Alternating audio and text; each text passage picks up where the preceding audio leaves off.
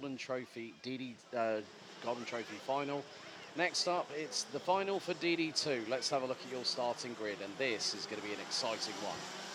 Pole position, it goes to Victor Frostbay with Maxime Dirix alongside on the front row.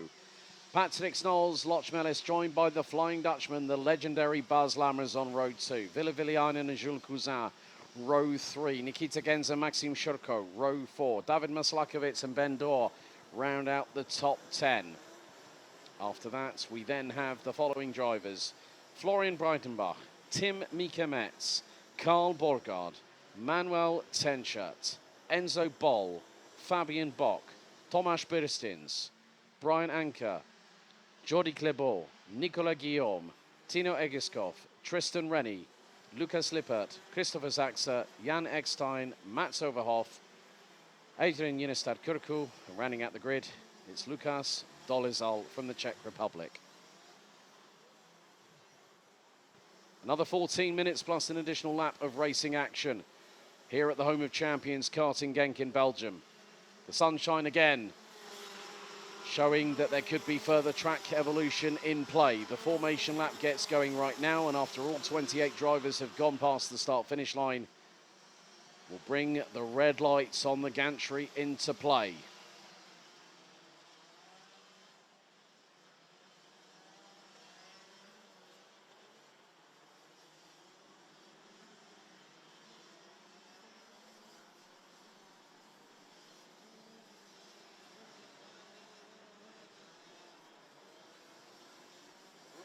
So the DD2 field starting to slow going through turn 7 at the chicane. But I have a very, very good feeling that we're going to be lighting up dynamite the minute the red lights go out on the starting gantry. We've seen some great racing, some great overtaking. I know Giorgio Bertocco, Elia Papacena, everyone in Italy, you are watching Lammers at his best. But he's got 3 other drivers to negotiate first before he hits the front end of the field. The drivers now start going past the point of no return. And this is where the mind games start. So Victor Frostbay will have to have Maxime Dirix alongside him on the front row. Red lights on the starting gantry. Lucas Dolizal needs to pick up some pace and get to the back end of the field. They slow to a near stop out of the final corner. Revs rise. Noise increases. Straight away it's a full start. Race director Martin Leiner not at all happy with that one and sends them around for another tour of this 1,360 metre circuit.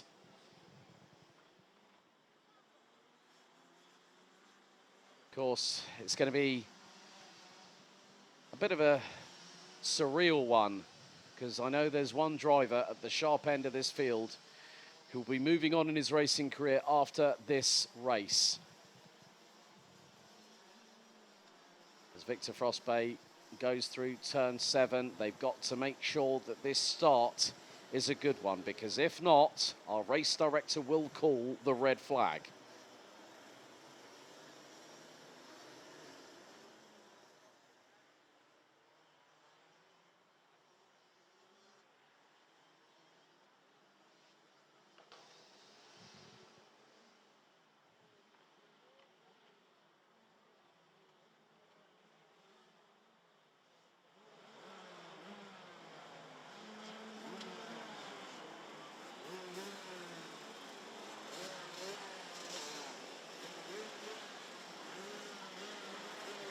"28 drivers, 14 rows of competitors, set to do one final battle over 14 minutes plus an additional lap here at the home of champions. Get ready, brace yourselves for some of the best racing you will see when it comes to gearbox driving. Out of turn 12, they again slow to a crawl. Victor Frostbay on pole position. Maxime Dirix alongside. Revs rise, noise increases, lights are out, we're underway, and it's an absolute swarm at the front end of the field. Patrick Snolls-Lockmellis, will he get the lead going into turn 2? Yes, he will. Oh, there's a little bit of a touch and a turnaround around about the bottom part of the top 10. It's caused a domino effect, and now everyone's starting to struggle. Lammers is towards the bottom part of the top 10. Everyone went for it at the start.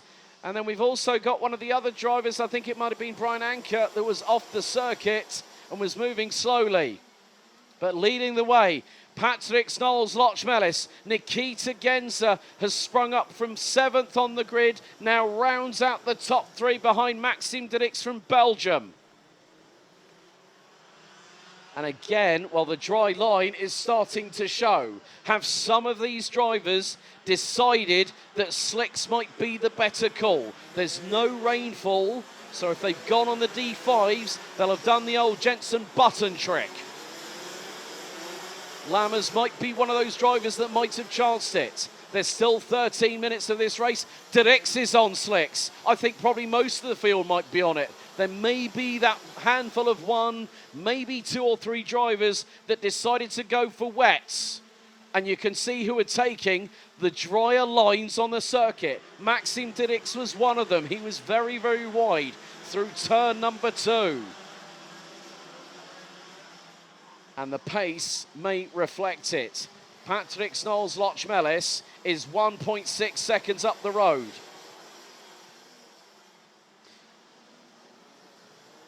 And he's making his way through turn number 7. But a wrong turn, a wrong move, a wrong input of steering or throttle input could put you around very, very quickly, and you'll be pointing the wrong way.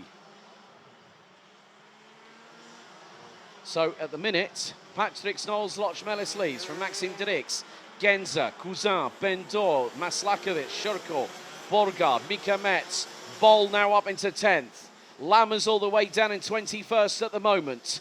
But the Flying Dutchman might have a surprise in store, but it may not be good enough for the victory. And Victor Frostbay is only just in front of him as well. They're at the bottom part of the field. They're in the bottom 8. That is incredible for me to say that right now. That everyone went hammer and tongs into turn 1, and everyone just got, just really tried to do their best. And of course, for those wondering, we did post on our social media about the trophies that are going to be presented this weekend, and they do look rather, rather nice for both the Grand Festival and for the Golden Trophy. I've just caught an eye of them myself, actually physically, which was fantastic to see. But Maxime Dirix, who's been testing LMP3 after this race weekend, I think is moving on.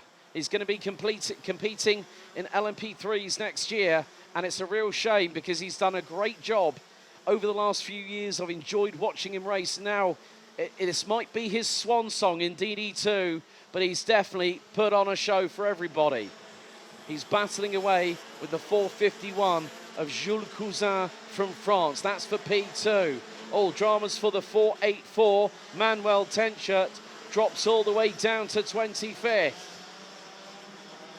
Lammers still struggling. He's down in 22nd at the moment. Some drivers trying to be a bit more fortuitous in their overtakes and trying to do a little bit more. But the dry line might be starting to come to some of the drivers. I can see it on the circuit from my vantage point just off of turn number 10.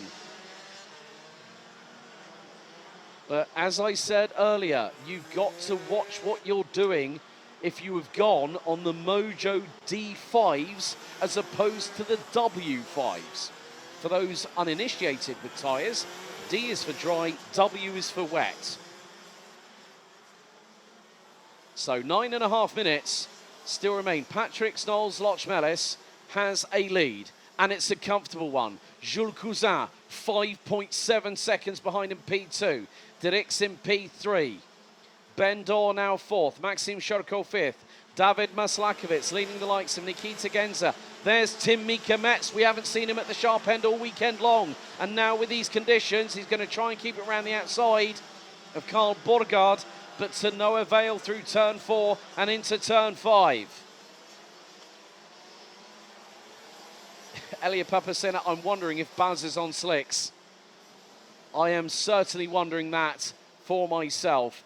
Baz has now moved up to 21st. 8 minutes and 40 seconds still to go. Your guess is as good as mine. Yori Klebor, mechanic by. This man needs a shout out. Goose. All I'm going to say is that man's name and you know exactly who you're talking about. It's the... And Simon, who's on his bike at the moment whilst watching on his smartphone, says, now I'm curious who's on wets and who's on dries.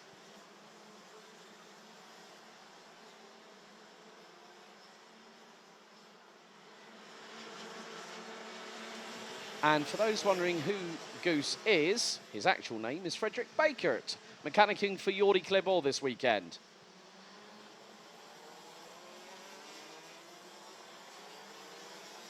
And Yori has called time on his race weekend, and he's out on lap 3. 7 minutes and 40 to go. Now, if some drivers are moving onto the wet line, you know they're on W5s. Maslakovic might be one of them. But if the track starts drying up significantly, which it looks to be doing, there is a big breeze in the air. The flags are blowing all over the place, including the Grand Festival ones, off of turn number 12. Down by the podium where we're going to be hosting the celebrations later on today at around about 5 o'clock this afternoon. And Maslakovic is battling away with Karl Borgaard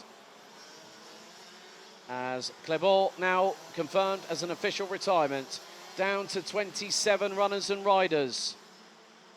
And there is Florian Breitenbach getting through on David Maslakovic. Just behind them, they've got Nikita Genza, who's dropped to 10th. 11th, that's Christopher Zaxter from Denmark.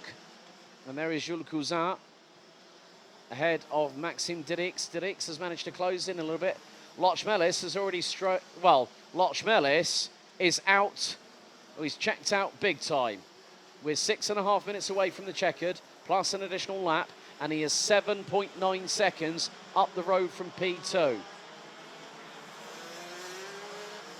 Brian Anker and Victor Frostbay now 20th and 21st. Lucas Lippert, 22nd. Bas Lammers, 23rd. Jan Eckstein, Tino Egeskov, and Ville Villiainen round out the top 26.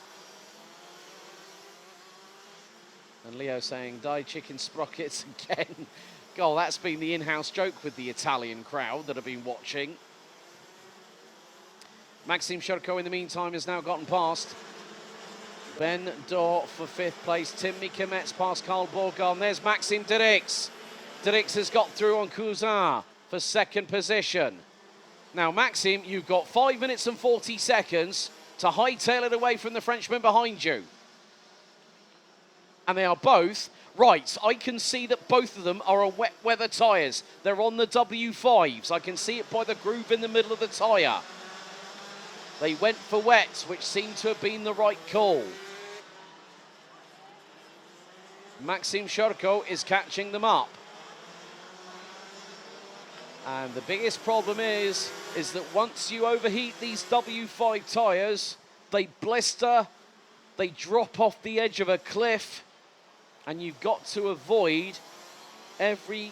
so, Richie Hubby, unfortunately, the Micromax final took place about nearly 2 hours ago, so you can actually scroll back. We will be uploading all the races in their entirety, including the Micromax and Minimax Grand Festival Parade earlier on when we went to the lunch break. 4.5 minutes to go, and Maxime Shurko has got the bit between his teeth. We've just seen Ville Villiainen come past the commentary position, and he's all the way down, running out the top 25. Right, Lammers up to 20th now.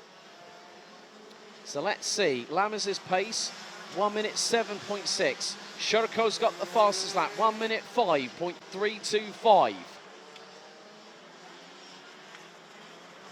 going to have a look at the lap times with regards to the... When you look at the lap times, they were considerably quicker than this. Well, probably about 12 seconds quicker. As Shurko looks for the move up the inside through the final corner on Jules Cousin. The two are wheel to wheel, side by side. Shurko gets his head down, sweeps up the inside of the Frenchman through into turns 1 and 2. Gets a little touch from behind. Cousin puts the hammer down and goes sideways out of turn 2. Manages to get back through on the Lithuanian. Lukas Dolizal, who started 28th and stone dead last, is now halfway up the field and is 1.3 seconds behind, of all people, Nikita Genza, who started 7th. But Lammers is up another 3 places. He's 1.4 seconds behind Victor Frostbay and has just put in a 1 minute 5.6. Tyres are now being part and parcel of this equation with 3 minutes to go. Some that might have chanced it on slicks might find the track come to them. Villiainen being one of them. 1 minute 4.692 is the fastest lap from the 4:04 representing Finland. And you can see Bendor is on wets. 100% I'm sure he's on wets. He just darted to the right-hand side of the start-finish straight to cool off the tyres. And Maxim Shurko is gunning for a podium finish right behind Maxim Dirix. But also there's an opportunity that Dirix and Shurko, if they get past Cousin, might be on the podium. Bendor senses a wind of opportunity coming his way in the 4:09 with just over 2 minutes to go. Lammers has just set the fastest lap time of the race, no surprise at all. 1 minute 3.481. The slicks gamble didn't pay off for the Flying Dutchman in the 4:08 who started on the outside of row 2. Currently at the moment is 17th, but he's catching hand over fist the likes of Thomas Birsins, Victor Frostbay, and a few others in front of him. Maxim Shurko goes wheel to wheel with Maxim Dirix up towards turn 2. They both pass Cousin. In the meantime, Dirix manages to get through on Shurko outside of turn 2 and make the leap up the inside through 3 with 1 minute and 20 on the timer remaining. Lochmelis, far and away, cannot be caught. He's making his way through turn 9. Shurko going wheel to wheel with Dirix into turn 7. The Lithuanian gets through, and now Bendor tries his best to get through on either one of them, or maybe even the pair of them at the same time.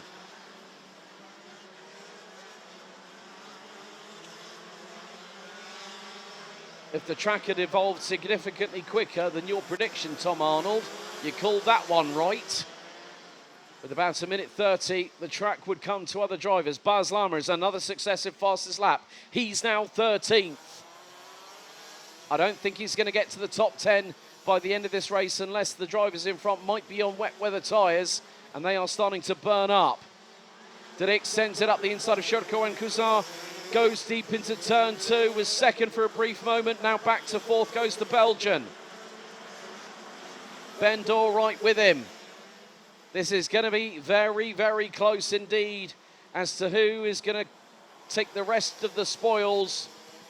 But Patrick Knowles Lochmelis made sure his intentions were the best possible, and he put himself on the right tyre selection. Timer has run out. 14 minutes have elapsed. And Patrick Knowles Lochmelis makes his way out of turn number 12 for the penultimate time. We head on to the 14th and final lap. That's the sign that Lochmelis has been waiting to see. Dirix goes toe-to-toe, sidewall to sidewall, out of turn 11 on Jules Cousin. But keep your eyes on Bendor behind him. Bendor pulls to the right, Dirix counters. And Dirix this time gets it stopped, but Cousin still has the run of momentum to get through and retain third position. Our race leader's already down through turn 7 already off of the Europolan. His lead is 12.6 seconds. Absolutely nothing. When it comes down to the final where it's winner take all, you're going to put your best foot forward. You're going to make sure that it counts at the right place at the right time. And Maxime Dirix, that podium trophy is fast fading away into obscurity. But before I forget, we've got a golden trophy winner. It's none other than Patrick Snows Lochmelis from Latvia, winning by an absolute country mile. Who's going to finish as runner-up? Out of the final corner, it's Lithuania, followed by France with Maxime Shurko and Jules Cousin, your top 3 in the Golden Trophy DD2 final. But Patrick Snows Lochmelis. Right, okay, I'm going to go through the results now. Patrick Snows Lochmelis, after 14 laps, becomes your 2023 Golden Trophy DD2 champion. Maxime Shurko takes second, 12.1 seconds behind. Cousin a further 1.8 seconds off, 4/10 behind him. Maxime Dirix. Tim Mikamet's 5th, Ben Dorr 6th. From down into the bottom part of the grid, after starting on the outside of row 2, Buzz Lammers recovers to finish in 7th. And what's more, get this for the fastest lap of the race. 1 minute, 0.667 seconds. Incredible, he's still got it. Victor Frostbay, Carl Bolgard and Florian Breitenbach round out the top 10. Nicola Guillaume, David Maslakovic, Nikita Genza, Tino Egeskov, Lukas Dolizal, Vili Viliainen, Tomasz Birstins, Brian Anker, Tristan Rennie, Adrian Unisad Kurku, Manuel Tenchert, Lukas Lippert, Mats Overhoff, Enzo Boll and Jan Eckstein round out the 27 drivers that completed all 14 laps. And Jordi Klebold retires on lap 3, but Lochmelis takes the Golden Trophy DD2 crown in 2023.